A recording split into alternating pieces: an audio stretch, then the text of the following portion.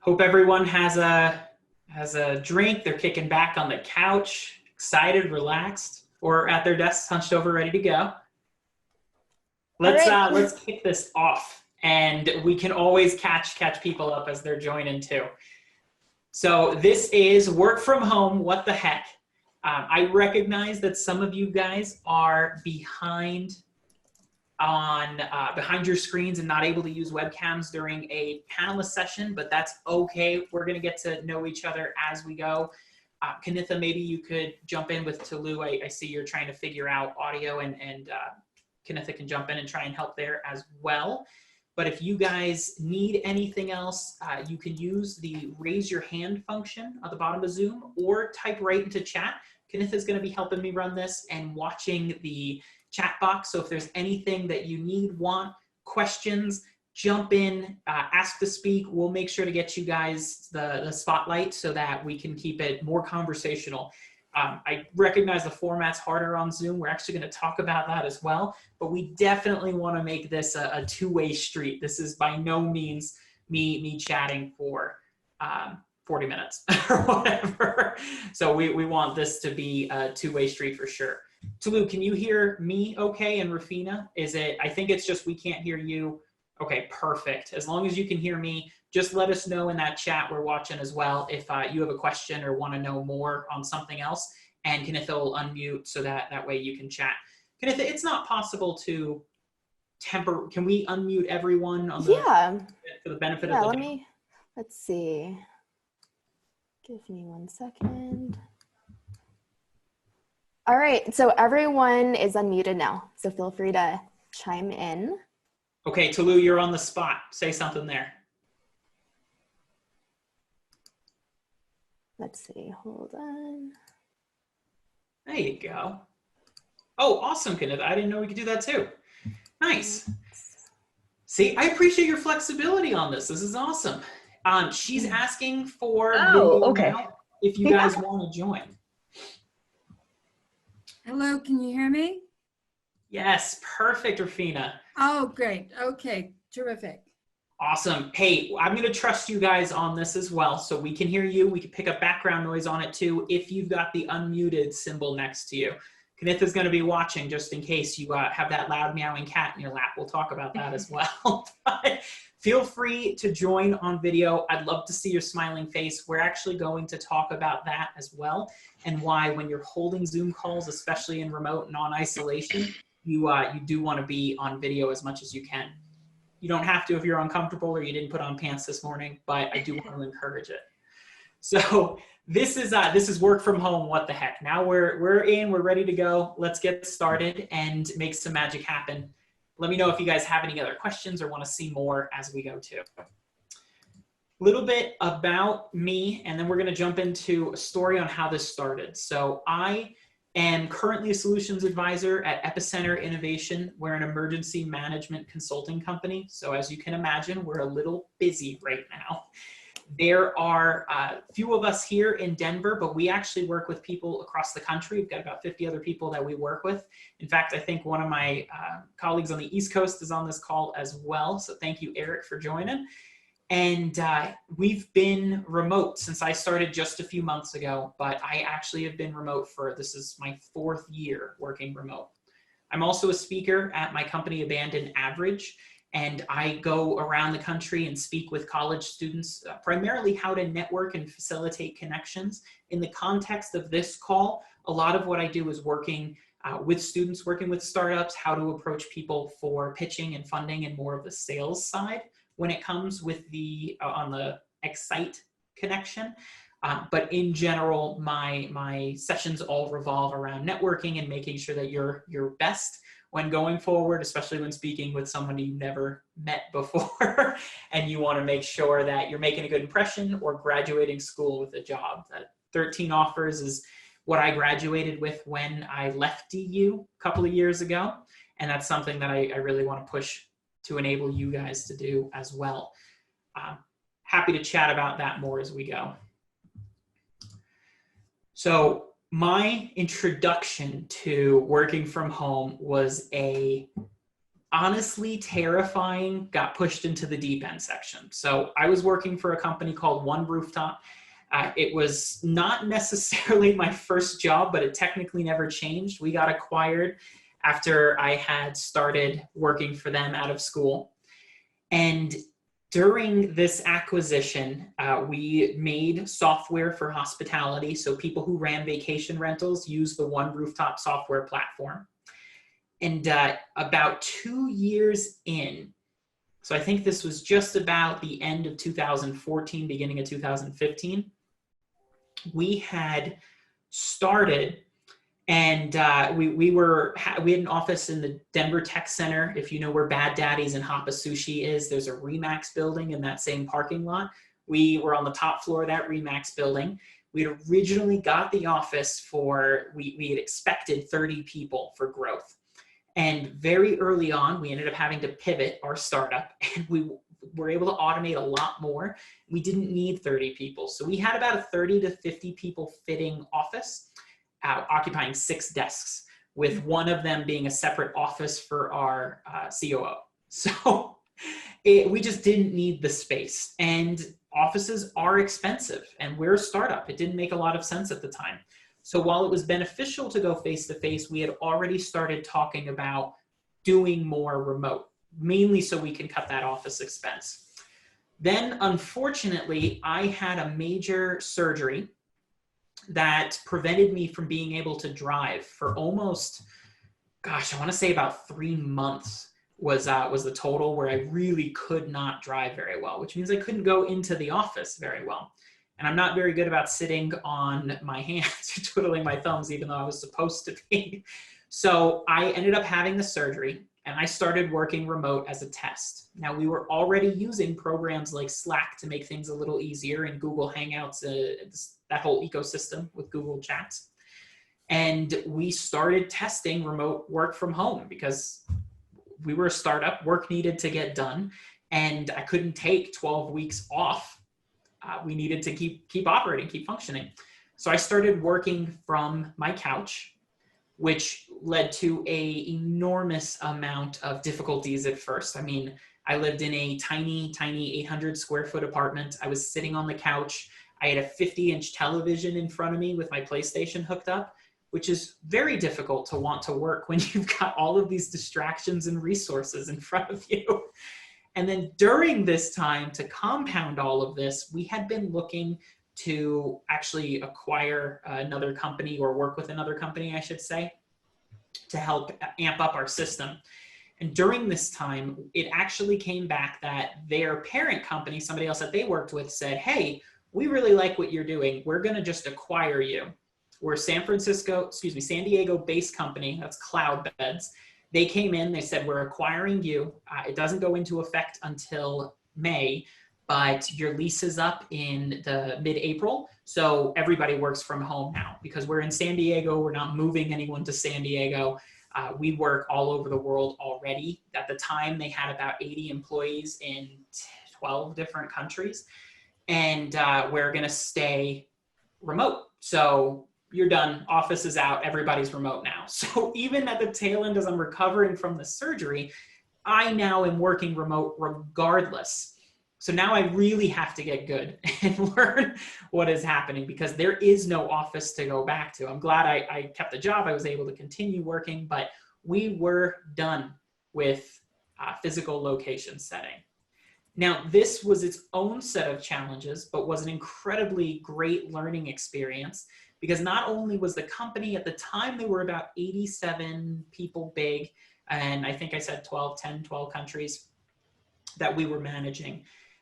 But we hired remote as well. So during my tenure at Cloudbeds, I ended up managing teams remotely. I had people that worked for me that I hired that I had never met face-to-face and still haven't at the time. It was a really big deal when I had gone to a conference to see one of these people, because like it was a get off the airplane moment, give them a hug. Wow, it's so weird. I've never actually physically seen you. Every conversation we've had has been through Zoom or on Slack. And the comment of, wow, you're tall, was always my favorite bit. I'm 6'1" or something on my standing desk today. And I always laugh with that because apparently through the camera, I must look a lot tinier because every single person I ever met got, wow, you're tall. So what do you think? Do I look small on the camera? Is it shoulders? You look normal to me. Oh, thanks, Rafina. So that was always fun. But the point of this all is it brings a weird expectation set because here we are doing our classwork, our business, our day-to-day now entirely through the computer, through our internet. Not needing much. We don't need necessarily our workspaces. We don't need those cubicles. We're not getting that face-to-face interaction. And that has a lot of advantages and presents a lot of challenges that I'm sure you're dealing with as well. Yeah, Tulu, you're absolutely right. The picture versus seeing them in real life. Like, hopefully you're living up to it, but make sure you've got a really nice picture too. So we're here to talk about the 7 habits of work from homers. So I love this book, The 7 Habits of Highly Effective People by Stephen Covey is definitely a must read, but there's a lot of magic with the number 7. So I highly recommend checking out this book anyway. But this is what this is all going to be based on. Now, these tips are things that I've learned over the last 3.5, 4 years. They're things that I've been told from webinars I've taken. It's so interesting to me now because this is stuff that I've been dealing with for 4 years. But as a whole, our workforce is not very open to remote work. We're closer now than we ever have been. But before this pandemic, there's a lot of concerns. Are people going to be productive? Is time going to be wasted? Or is work going to get done? And a lot of companies were too scared to make that leap and see if that's the case. And now we have no choice because we have to keep each other safe and we have to stay safe ourselves. And these quarantining operations are going to be going on for at least a few more weeks so that we can protect others. And this is key to get up and running as fast as you possibly can. So I'm going to go through these 7 tips. If you want to know more, unmute yourself and pop in, use the chat box. Like, let's make this conversational. If you've got your own tips or a different way to run something I'm saying, absolutely pop these in and let's talk about it because we want to make this good for everyone. Okay? Deal? Deal. I love it. Rafina's going to be my favorite by the end because you're like, you're on top of it. Okay, so number 1, the number 1 tip, if you only do, thank you, Tulu. If you only do one thing today, if you get any bit of information away from this webinar, it's keep your routine. Now, what does that mean? Pants. That's it. That's the number 1. Now, I know that's pretty goofy. Why is putting on pants your number 1 suggestion? Yes, thank you. So there is a lot of psychology behind the isolation that comes from working at home and working strictly behind a screen. I have had weeks before this where I went outside to get the paper or the mail and I go outside to walk the dog and a neighbor says hi and I'll be like, oh, hey, how's it going, Luke? And then I'll realize that's the first word I've said to someone who's not my dog, cat, or fiance in 8 days in person. And it's kind of shattering. It's a little scary, but the keeping your routine is arguably the best thing that you can do when you start working remote. Not only does it help you set boundaries, which we'll talk about in a little bit, but it helps you set expectations for yourself. It's difficult to get things done on your own anyway. When you don't have the oversight, when you're not at a desk, when you're not going through your normal wake up, get dressed, shower, makeup, put on professional clothes, or whatever that looks like, it's very difficult to maintain the same expectations that you have to carry into working from home if you're going to not only get through this pandemic, but be able to continue operating while we are.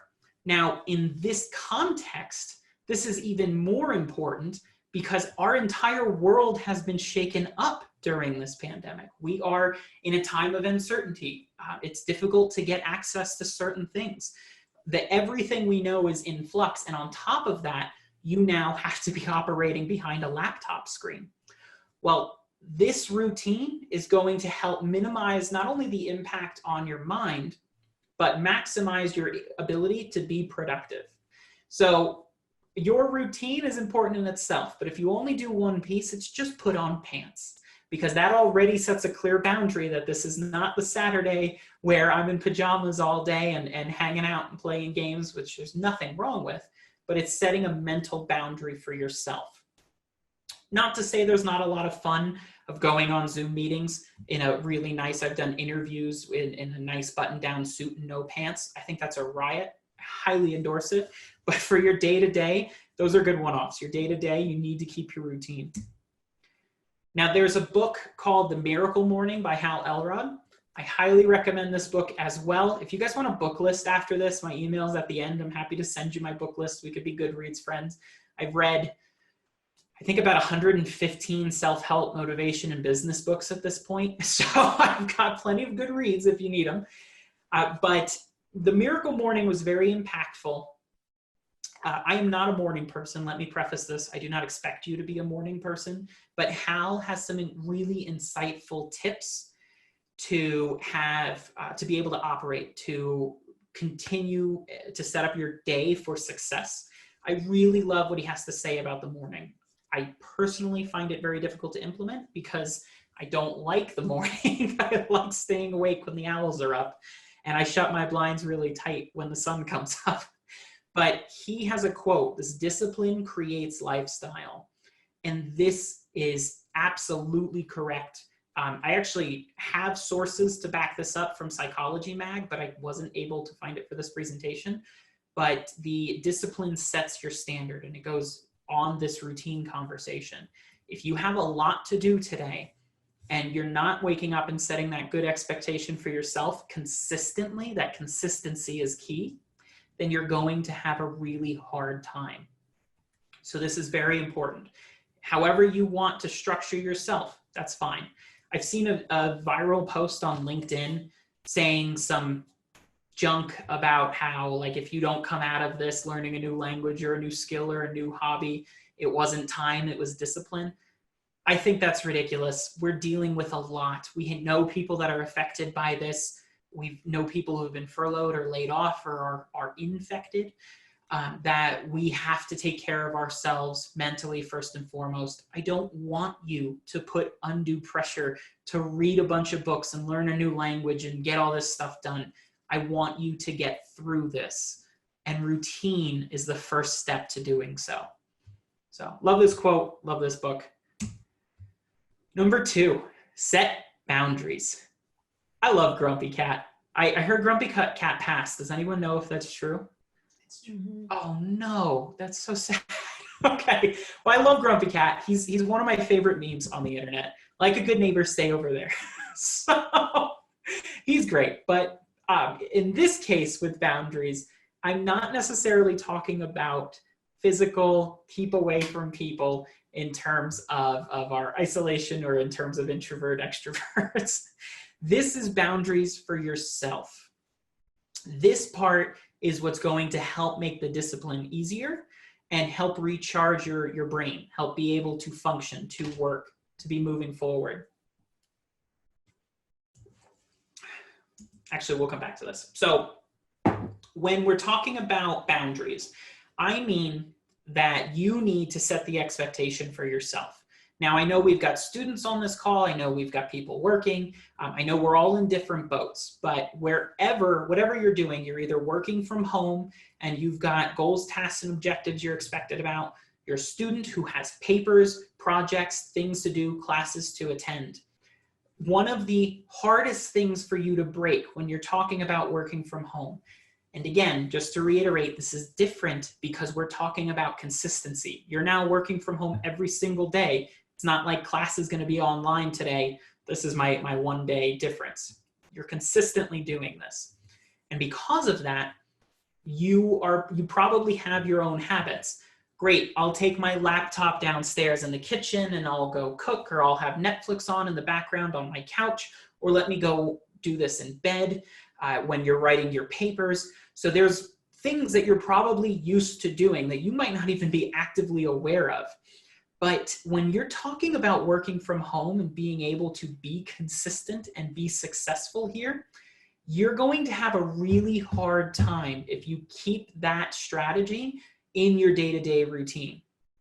Because what you're telling your brain, the synapses that are firing that you're creating and embedding, making it harder to break, is it's okay to work in bed, it's okay to work at the desk, it's okay to work at the kitchen, it's okay to work on the couch. Like, you're establishing work areas, which means you can't shut off at night. It's your body won't let you, your brain won't let you, because you've established that this is a working area. So when I'm saying set boundaries, I do mean physical boundaries, and we'll talk about more mental boundaries in a moment, but you need to have a place that's an established work zone. Now, I wouldn't recommend your bed for multiple reasons. It's hard for sleep, but it's okay to be your kitchen. It's okay to be your couch, but I want you to have a place where this is work. When I'm going to class, I'm sitting here. When I'm working on papers, I'm sitting here. When I'm making my sales calls, answering my emails, I'm sitting here. Because if you don't, you won't be able to turn off. You need to have a physically established boundary that's set for the work zone. Now, the first 2.5 years of me working from home, this was very difficult. It had to be my couch because of the surgery. I couldn't go anywhere else. At one point, we were living in my mother-in-law's, my parents-in-law's basement, and it was just the basement. We had a bed and we had a tiny desk, and there was no way to establish boundaries. But the desk was work. So I would not open up my laptop in bed no matter how bad I wanted to, because even if I was just feeling lazy that day, because the desk had to be work, especially in such a small confined space. When you're doing this, you can make it a lot easier to be productive because you don't have other things that you're doing. I talked about my PlayStation being right there. The couch was the PlayStation zone. But if I'm at my desk or it was a specific cushion on the couch, that's not where I go to play video games. That's the work zone. So set a physical boundary for yourself, somewhere that you can go. Now here, I'm fortunate enough that when we moved and we finally got things together, we were able to have a desk space. I have my standing desk. It's its own room. I actually work with my fiance now that she's working from home as well, and it has a door. So when I leave that door, work stops.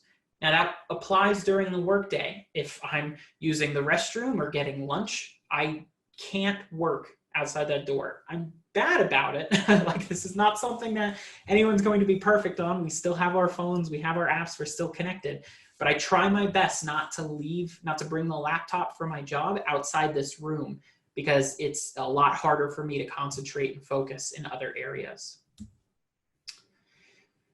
With this boundary, there's a quote by Bob Iger, who's the CEO of Disney, or it actually sounds like he's stepping down, but Disney, Fox Sports, and whatever else they own, which is everything.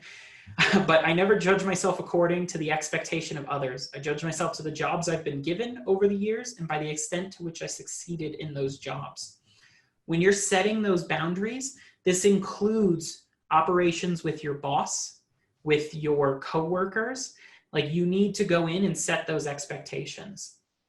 That tip is exactly what we were talking about earlier. But this is really where you're going to see the most success, because the boundaries that you are also setting with your people are the ones that you're going to live up to. So make sure that if you're okay working on a weekend, that's clear. And if you're not, that's clear as well. We'll talk about communicating a little further down.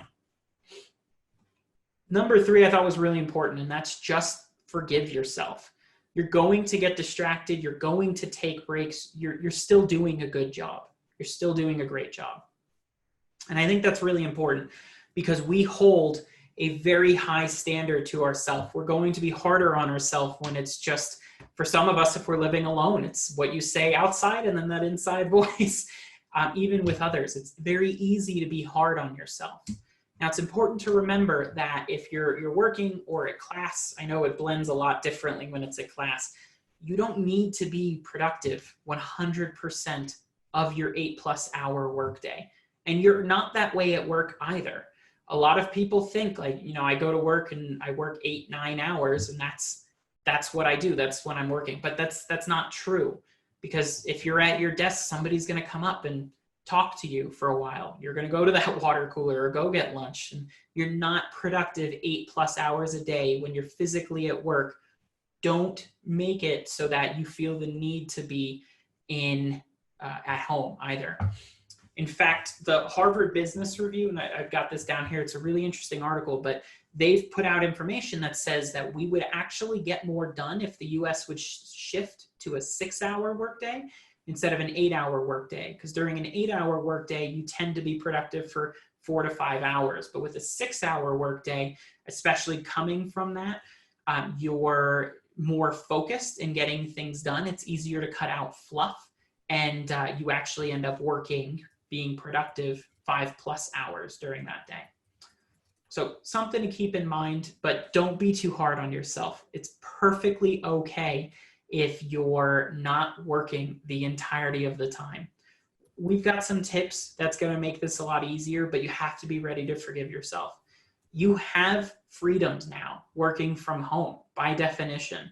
I have a pillow where my dog is now sleeping, who looks adorable right now. I'll have to bring her up towards the end of this. She hangs out, she's sleeping, she sits there all day. We take a break and we'll go take a walk. We try to do it every single day, where I will step away and I go take that walk with the dog. Some days when it's snowing out, I'll still take my break and play games outside my office. You have these new freedoms. Don't feel the need to be logged in. Set the same boundaries and standards that you're holding at work. Now you're just more conscious of it.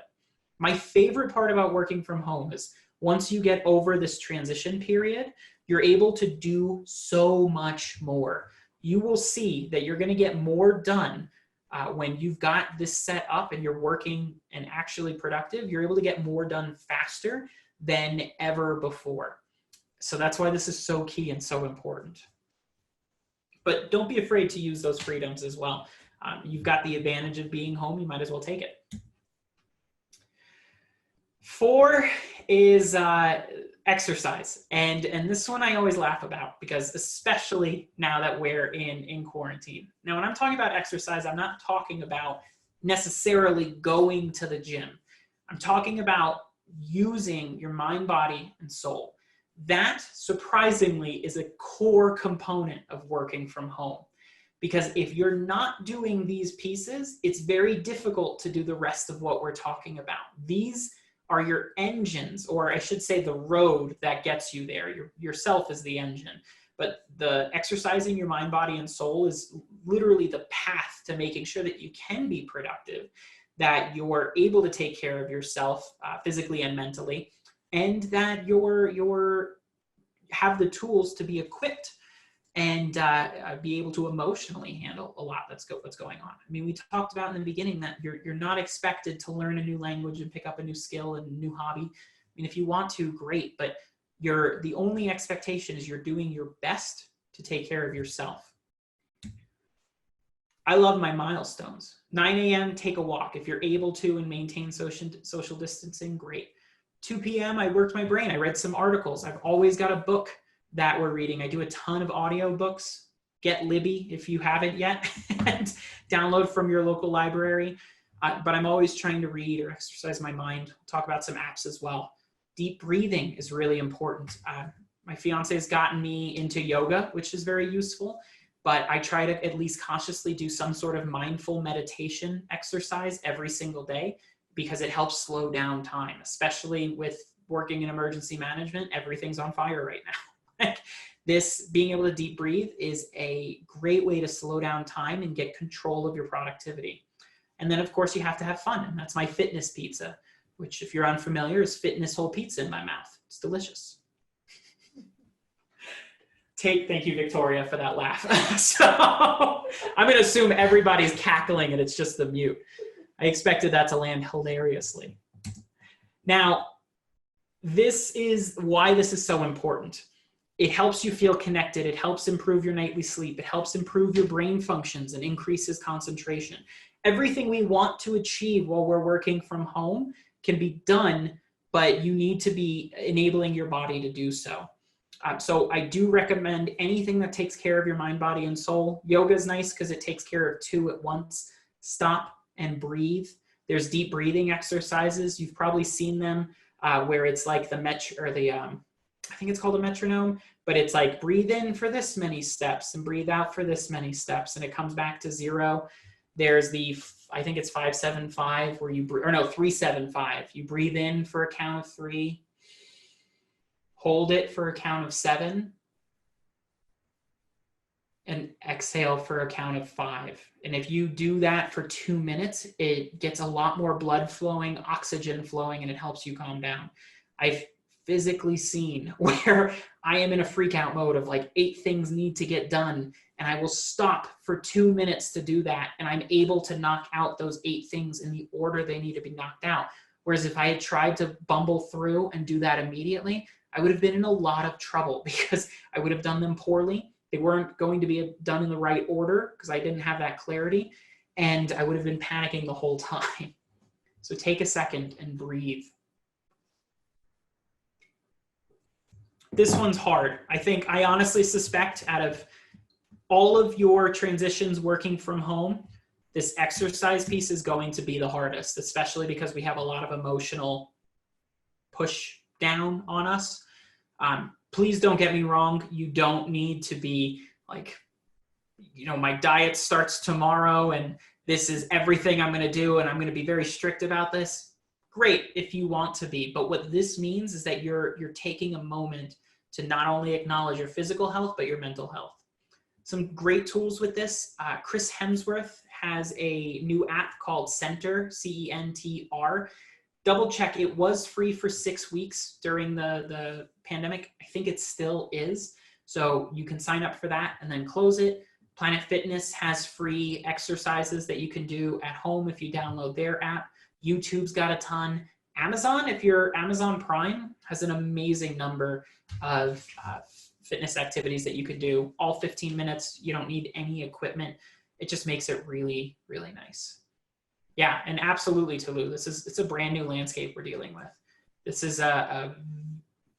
going to be your transition piece. This is the piece you're going to have to work on. If you can get this, or you've already been doing this and you're able to keep up your routine, it's going to put you a lot farther ahead than a lot of your peers that are trying to get this, because this helps set your routines. Tech. We're all working from home. Technology is key. Now, I've been doing this for 4 years. I do a lot of webinars and public speaking, and I'm sales normally in my day-to-day, although everything's changing. So I have my dream set up. You don't need all of this, but most people, when you've got your mic and your integrated webcam in your laptop, you're good. There's other things that I want you to just be aware of when we're talking with tech. If you can get an outside mic, do so. These are fantastic. These make things really easy. I actually borrowed this, so I don't have my own for this. There's lighting that you can do. So I have a little ring light that sits on the back, just makes it easier to see me. This is all checklists that you need to make sure of when you're hopping on these calls. You do want to do video, and I'm going to save the best for last, but make sure you're double checking. Your camera's working, your mic is functioning, your internet has bandwidth. We are having bandwidth issues. When people went remote, I've been using Zoom for almost 2 or 3 years now, and when people went remote for the first time since I started using it, I wasn't able to get it to work. It was crashing, it was breaking, it was kicking people out. They were not ready for the amount of people going on. We had to have a backup. So make sure your bandwidth is good, make sure your operations are set. Sometimes if everyone has their camera on, it's gonna come in choppy and broken up, and we'll actually turn cameras off during our meetings if that's the case. Zoom is a lot more fixed now. Google Hangouts is the same way, GoToMeeting, everybody's much more geared up. But make sure that you've got the capacity to make that work and to simplify that, and that you've got a backup plan just in case. There's nothing wrong with only being on audio as long as you're part of it. You can also use fast.com. It's powered by Netflix, so it gives you pretty accurate non-throttling to see what your speeds are. And then also double check your background. I've seen a lot of interesting distractions when we're on video calls. Everybody's got one. We all have our pets. I've got a cat that loves to join my calls. I'm very surprised she hasn't started screaming here yet because she very much wants to be a part of it. But double check what's on in the background, because keep in mind anything back there could be a distraction. I'm even considering taking down my homemade captain shield because it's just so cool. Everybody might be looking at that. But just be conscious of what you've got set back there. If it's messy and gross, people are going to notice that. If there's people moving or something happening, or you're in a spot where you're facing the hallway and your roommate's going back and forth, people will notice that. Just be conscious of your background is all, because it's going to take away from you and be a distraction. And same thing with being aware of what's happening while that's going down as well. Now, as far as other tools and tech toys that you can do, there's a couple of different ones that I use day to day that I love. Crisp.ai is a microphone enhancer. It's great if you're using things like AirPods for your speech. So I use these a lot on my calls or joining video. Crisp is nice because it's like a filter that filters out background noise and things like that. I think it's monthly. I wouldn't worry too much about it. If you could find a great price for it, I've seen it. It is worth it. Use headsets if you can. The AirPods are nice. Same with the Galaxy Buds. These are nice, but they're honestly not the best when you're dealing with having that webinar, because the range of motion isn't, the range of voice control isn't fantastic. It's a little wide, so it can pick up and echo quite a bit more. It's really good if you can get one of those that extend out, or that have like a lapel mic, or like a regular boom mic out. And that way it's much more focused on your voice. Whatever you're using, use what you've got. We all have those headsets that came with our phones that plug in on the wired buds. Those are totally fine. But I would recommend using something. Especially older PCs and most Macs do not, I can confirm they do not have wonderful microphones built into them. People will always remember your audio. So when you're working from home, especially doing presentations for class or pitches for work, do your best to have an alternative mic than the built-in one, because it's not the best, but it will function if it's all you have. Utilize video tools, Zoom, Skype, GoToMeeting. There's a lot of options. Utilize whatever you feel good for. Google Docs, Apple Notes. I really like those because there's collaborative tools that operate live. We've moved away. In the whole time I've been in the startup world, no one I've known uses Microsoft Word. Well, I should say the previous Microsoft Word and the ones where you save and have to open and bring it back up. We're all using collaborative tools that we can share and edit together on the fly. There's a good reason behind that, because when you were doing this and you had those tools and it was easy to go to someone's desk and bring your laptop or make those changes, great. But now if you email something, download it, make the changes, upload it, save it, email it again, it's 20 extra steps that you can't deal with. It just doesn't make sense. So collaborative tools, absolutely use. Time blocking is also really useful. I use this after you get through that forgiveness stage. Don't worry about being not being too productive. It's okay to take your break, not working on that time.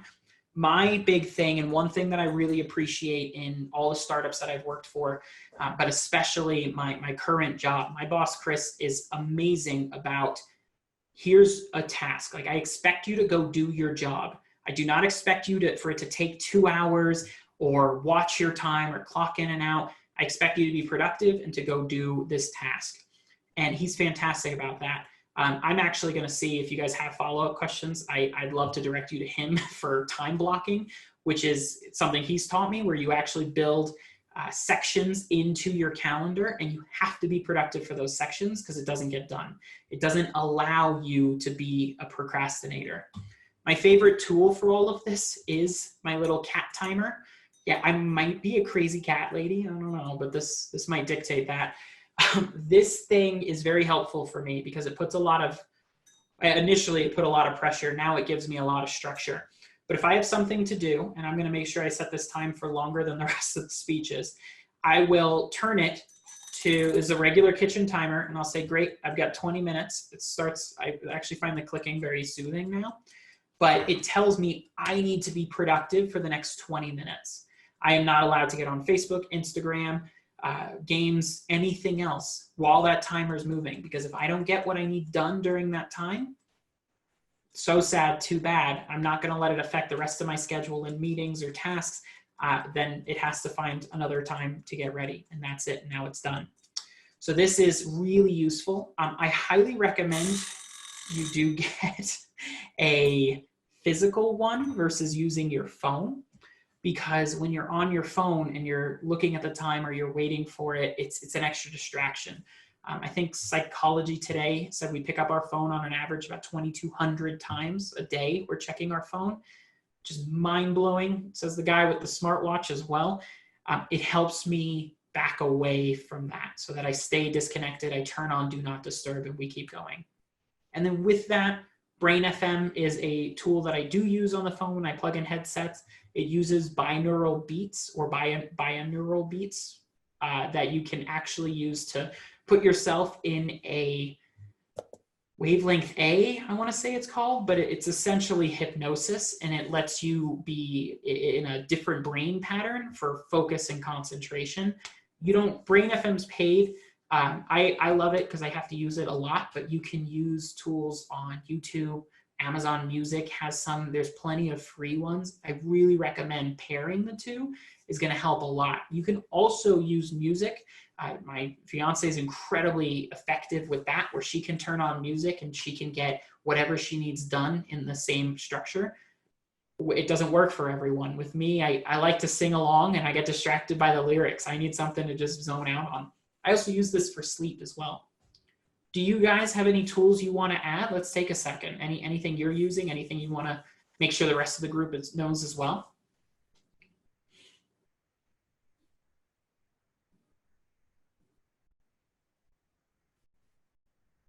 Awesome. Okay, and if that changes, put it in the chat, because I think we'd love to hear it if there's other tools that you've got that help. This is also going to help you chunk a lot, where you can be very productive for a smaller bit of time and get more done in that time. It's not about the amount of time, it's about the amount of work, which I thought was very great advice. Number 6. Yes, absolutely, Kanitha. We'll make sure to get this out to everyone as well. Number 6 is communicate. So this one's tough because as a people, we are tribe creatures to begin with. We need to have our tribes, yet communication is easily the #1 breakdown in relationships as an entirety of our species. It's crazy, but you need to become a good communicator. Now, this is not, every time I bring this up, I get a lot of introvert and extrovert, or I don't like going out. This is not an introverted, extroverted thing. This goes back to setting those boundaries and being able to communicate your status. Because the thing is, when you're behind your screen, when all of your cameras are off, I can't see how you're doing. I can't walk by your desk and see that your head's down, see your shoulders slumped. Social cues that we pick up on subconsciously and regularly are not usable when you're working from home, especially if cameras are off. That's why I always request for Zoom meetings. I always ask for video, and you guys don't have to worry about this now, but we always want video on so that we can try to get that little deeper connection level. Now with communicating, this includes those boundaries when you're out and making sure that that's respected and expected. Hey, I can't work. I can't do this yet. I need an hour break. I'm working out in the morning. I'll come back and get this set. Whatever that looks like, you're communicating your boundaries, you're communicating your status, and you're communicating if you need help. Now, one of the best pieces of advice I was ever given was my very first boss. And he said 2 things back to back, back to back days. The first was, do not ever come at me with a problem that you don't have a suggestion or solution for. Like, that's not how our relationship's going to be. You can't dump fire on my desk, but you can dump a problem that we can talk through. And then the second is it's okay to ask for help with that. But that advice was something that I have always held near and dear to my heart, because you need to have the expectation set. He set the expectation of, hey, it's okay if things are going poorly or you need help or something's wrong, but I want you to bring a solution forth. Maybe it's not the best one. Maybe there's something we can talk through, but I don't want to tell you what to do. You're an individual that's fully capable of thought and being able to come up with solutions yourself, which was highly empowering as well for our managers out there. And the other is it's okay to ask for help. So if there's a problem that I couldn't solve, be like, hey, this one's tough. Here's the situation. Here's kind of what I was thinking, but I'm not sure it's going to work for these reasons. Is there something I'm missing? And he loved weighing in on those because it was much more of a critical thinking exercise than him telling me what to do, which nobody really wants to do. Managing yourself and others as well. This one's tough, especially if you manage a team, because there is a core emotional component that you need to have with phone calls. Always best to do it on FaceTime or Zoom or something video based. But you also need to be careful about overloading and oversharing, because especially when you're dealing with working from home, this is also their safe space. So when you're talking about your group projects or somebody that you're managing and attending, this is your safe space as well, and their safe space. So it's not like at work where if you unload on them, up or down, your manager or manager down, or group projects or anything else, you can't just leave it at work. And that's something that you're going to carry with you. So just something to keep in mind, that you want to make sure you're addressing the issue, you're asking for help, you're conveying your emotional status, but you also want to make sure that you've got reins built in. So that way you're keeping it quote unquote professional, but able to be managed, I should say.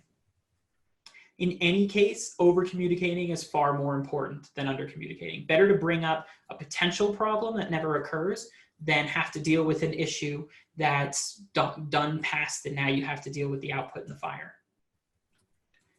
Oh, and real quick to Lou, I love your chat on that. That's absolutely fantastic. I think that's actually part of time blocking that you're talking about, but being able to split that up into sections is absolutely perfect. When I started using the timer, I would say like 30 minutes on the calendar, 25 minutes for emails, 5 minutes for a phone game or your Fitbit. That's perfect. Or same thing with Facebook, Reddit, Imager, any of that. Being able to use those chunks. So it's still occupied 30 minutes on my calendar, but I built in my own breaks as well. And then the timer was set for 25. And the last is socialize. This is arguably the most important, especially since we're self-quarantining. This needs to be personal. This needs to be experiences. And this is why, if you can, I ask you to turn your camera on now, because I want to see your faces. I want to see what everyone is doing and how they're doing and have that human connection, because a lot of times, especially now, we're not getting that. Maybe we've seen our roommates, maybe we FaceTimed our parents, but we're not getting the tribe that we need, that we typically have. I am part of Toastmasters, which I highly recommend, whether you're a new professional, old professional, or student. It really helps with that, but this is a screenshot of one of our meetings that we had an absolute blast with.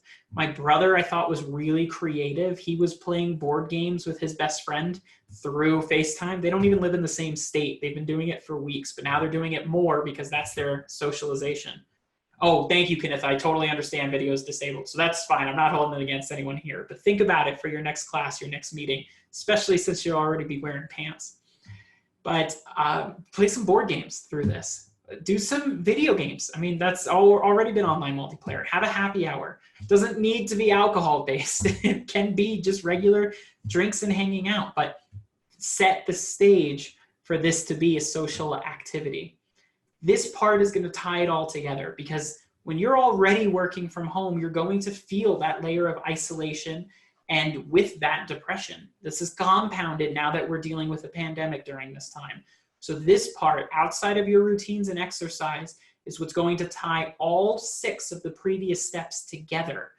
This is what's going to make your life easier, what's going to make you happier, especially when combined with that mind, body, and soul bit. But this is how we enact our tribes, which I absolutely love and highly recommend. Let me pause there, now that it's going backwards, and open up the floor. If you guys have questions, let's let them out. In the meantime, I've got all my contact information here, as well as some more information about some of the speeches that I do around the country on nickrizzi.com. But feel free to reach out, send me an email. I'll edit this when this gets sent out. I'll include my number. I'm happy to text. But let's open it up and see any questions that you've got.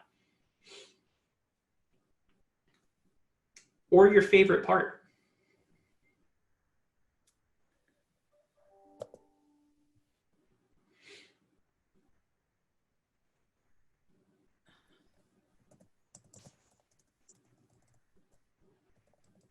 Hey, Nick, this has been so helpful for me. I don't know if anyone's ever asked you about presence when you're doing these Zoom meetings and you're working from home. So I think you have an amazing presence as you're giving this workshop. Do you have any tips and tricks for people who may be very new to this? Like, how do you work on that aspect?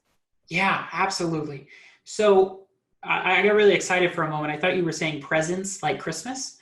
So with presents, with what you're asking, part of the reason I encourage video calls, so when we were having team meetings and when we meet one-on-one, we require them unless you've got an outstanding circumstance. And it's not for, hey, I want to just see your face or make sure you're paying attention. It's that when you have your camera off, it's easy to get distracted and disengaged. Even if it's a topic you're interested in. I'm not going to be offended if anyone's doing this, by the way. If I'm calling you out, I'm not offended, and don't worry about it. But it's really easy to get disengaged because you're getting email notifications, or somebody commented on your Instagram post, or there's a great new Animal Crossing subreddit comment. Like, you've got distractions. But when you've got video on, I treat it like a face-to-face conversation.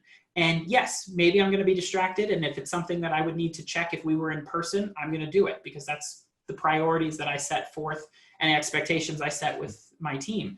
But in general, especially if I'm on, I'm watching, I'm paying attention, and I'm here for there so that I can maintain that presence and shut out those distractions. The do not disturb function's huge, and I highly recommend using it during these meetings. Oh, thanks, Jessica. I appreciate your comments on that as well with the not coming forth with the problem. That, I wish I learned that years earlier, but it is really helpful advice too. Anyone else have anything else you want to see or any other tips that you're using we didn't mention?